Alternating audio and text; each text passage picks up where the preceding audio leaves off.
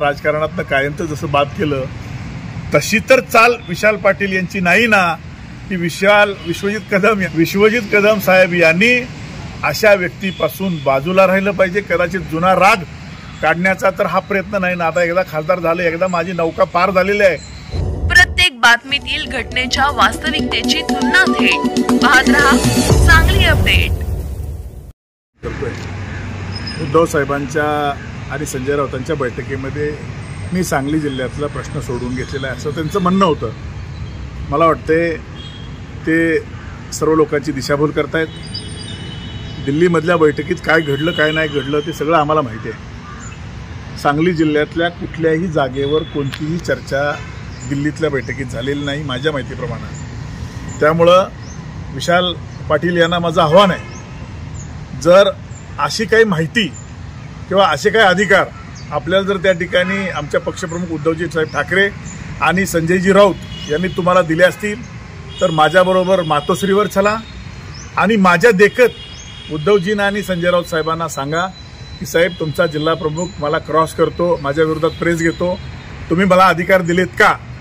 साहेबांनी जर सांगितलं हो आम्ही विशाल पाटलांना हे चर्चा करण्याचे अधिकार दिलेले आहेत, मी मातोश्रीवरच माझ्या उद्धवजींच्या चरणी माझा राजीनामा ठेवून मी राजकारणातनं संन्यास घ्यायला तयार आहे. परंतु विशाल पाटलांनी खोटं बोलून जनतेमध्ये दिशाभूल करण्याचा प्रयत्न करू नये. आटपाडीमध्ये त्यांनी केलेलं वक्तव्य हे जाणीवपूर्वक केलं होतं आणि ते खरं होतं.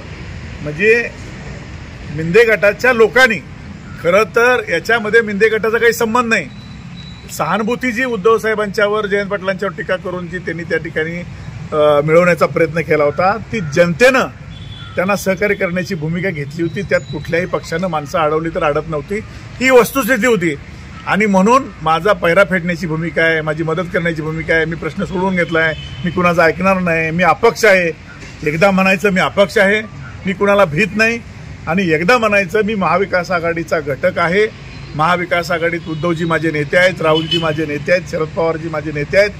मला वाटते महाविकास आघाडीला हे खासदार घातक आहेत.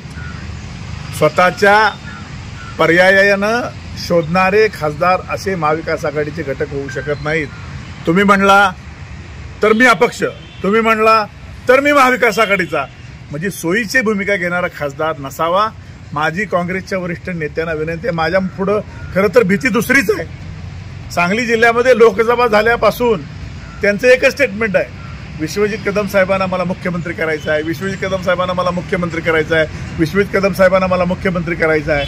म्हणजे ज्या पद्धतीनं भारतीय जनता पार्टीमध्ये पंकजाताई, तावडे साहेब, खडसे साहेब यांनी मुख्यमंत्रीपदाची स्वप्न पाहिली आणि त्यांना राजकारणातनं कायमचं जसं बाद केलं तशी तर चाल विशाल पाटील यांची नाही ना, की विश्वजित कदम यांना मुख्यमंत्री म्हणून राजकारणातनं बाद करायचं तर त्यांची भूमिका नाही ना.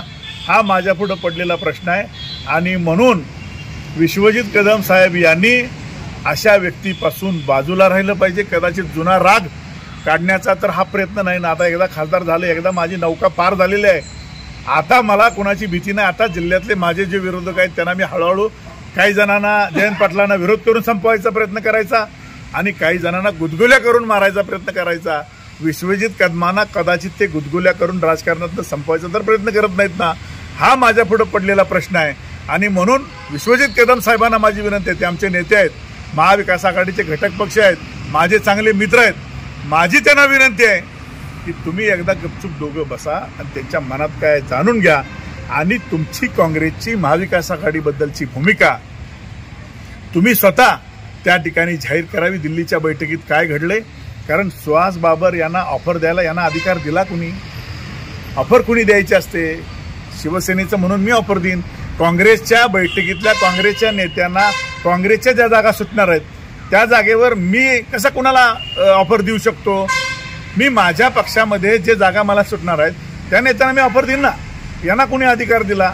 आणि म्हणून सोयीचं राजकारण करणारे हे विशाल पाटील खासदार म्हणून महाविकास आघाडीला घातक आहेत. काँग्रेसनं त्यांना आत्ताच महाविकास आघाडीपासून घातकी जर असे काही स्टेटमेंट करून महाविकास आघाडीला जर त्यांना त्रास होणार असेल तर त्यांना बाजूला करावं असं माझी त्यांना विनंती आहे. सांगली जिल्ह्यातल्या 8ही विधानसभा मतदारसंघात शिवसेना आम्ही तयार करतोय. आम्ही आता अलर्ट झालोय. विशाल पाटलांच्या वक्तव्यावर कुठलाही काँग्रेसचा नेता बोलायला तयार नाही. त्यामुळे आता 8ही विधानसभा मतदारसंघावर आम्ही तयारी करतोय. परंतु महाविकास आघाडीच्या जागा वाटपात जर त्या ठिकाणी जागा सोडायच्या ठरल्या तर आमची पक्षाच्या नेत्यांना विनंती आहे, सांगली आणि मिरज या 2च जागा शिवसेनेच्या वाटणीला मागून घ्याव्यात. आमची तर पक्षाला विनंती आहे, खानापूरची जागा ही काँग्रेसला सोडाच.